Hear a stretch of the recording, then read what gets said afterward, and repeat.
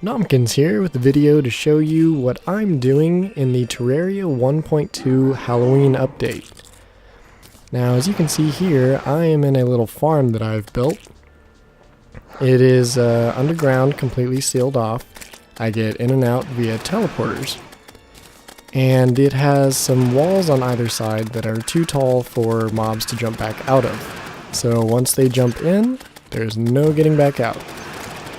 On the sides, there are some spiky ball traps and some flame traps from the Lizard Temple in the underground jungle. Now here you see me using some fireballs inside, as you may have seen in a previous video, the Mystic Inferno fork.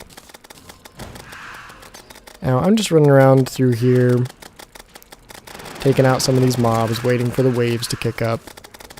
In the top left corner over here, I think I mouse over them soon, I activated a few buffs for this. Here in the beginning, I activated a battle potion, which increases the number of enemies on screen, and it stacks with the water candles that I'm standing to. So I'm not sure how many enemies normally spawn, but I have a pretty significant jump in enemy spawns right now for the next few minutes.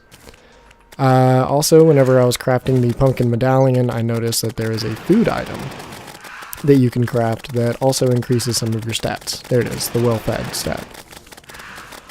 And I also have my wisp equipped. So there I go, mousing over those so you can see them. As things are progressing, you can see that the trap is working quite well for these melee mobs.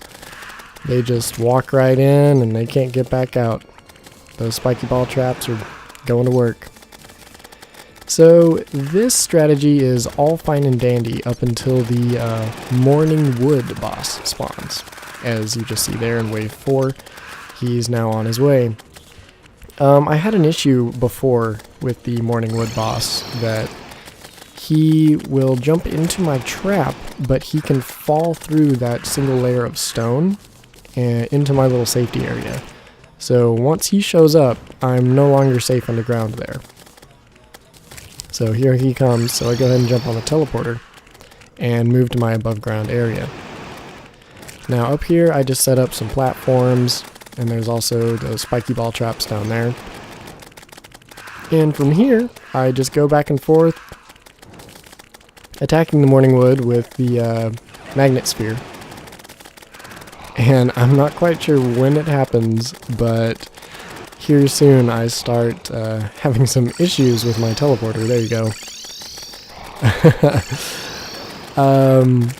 Right before I started recording this video, I moved and rewired my teleporter.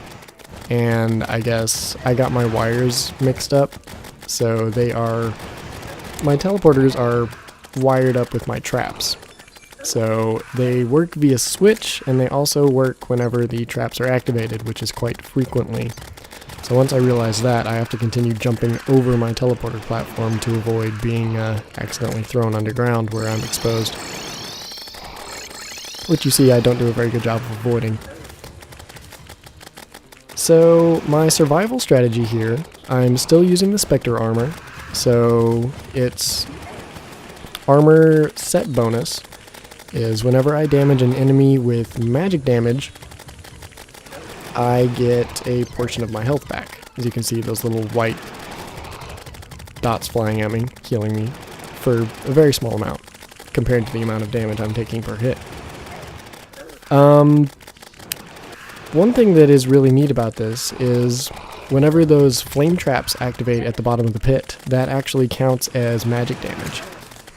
So pretty consistently here, I'm getting a little bit of health back for whenever those traps are activated and those flame traps deal damage, along with every time my magnet spear here attacks an enemy.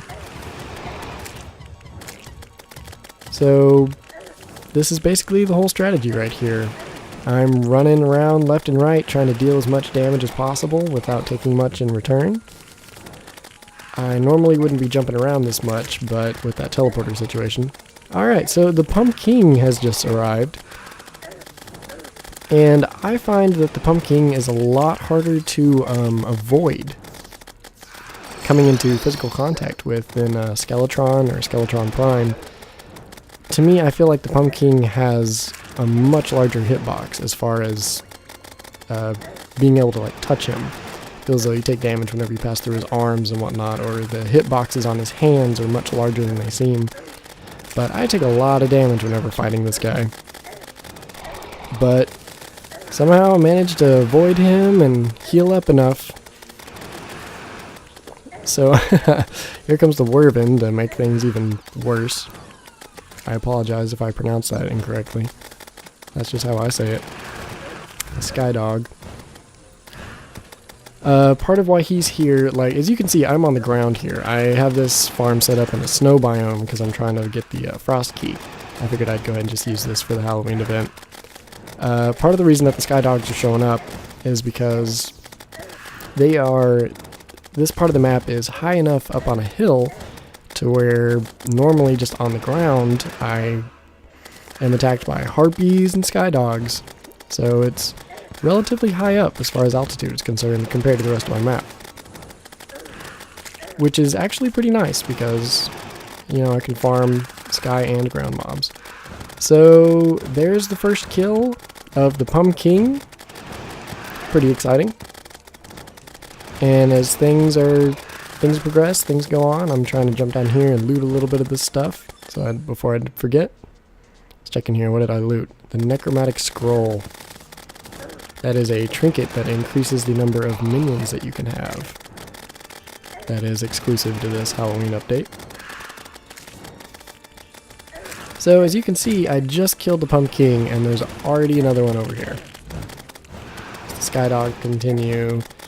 All the little melee mobs are still flooding in and jumping into that pit, which is a good thing for me because they are providing me with the health that I desperately need.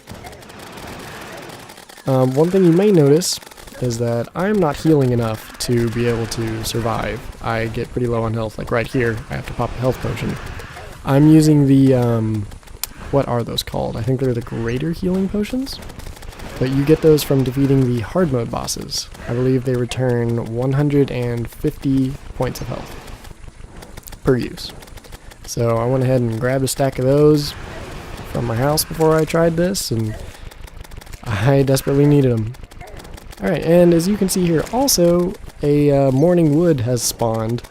So I am having to deal with the flame darts being thrown at me from below by the morning wood, and then the Pumpkin flying all over the place and not getting out of my face. And whenever my health gets pretty low, I have to risk dropping down into those ground mobs to try to pick up some of that health that's down there. But I mean, there's a lot of health down there, but the fact is I risk, whenever I drop down, running into one of those mobs. There's another Pumpkin kill, and here comes a third one. Today was the first time that I had played around with this. I played around with some friends. This was the first time that I had seen this event. Heard a lot about it. My friend Felicia was telling me, and we tried it out, and it was intense. This was much more intense than I was expecting than the regular solar eclipse event. And so after we tried it that first time, I had to come through here and try it again with some traps to see if I could survive consistently and try to farm some of these objects. Alright, and now here, I believe the sun has risen, and the only mob that's left is the Headless Horseman down here. He's stuck in the trap and he can't jump back out. So he is the last guy standing.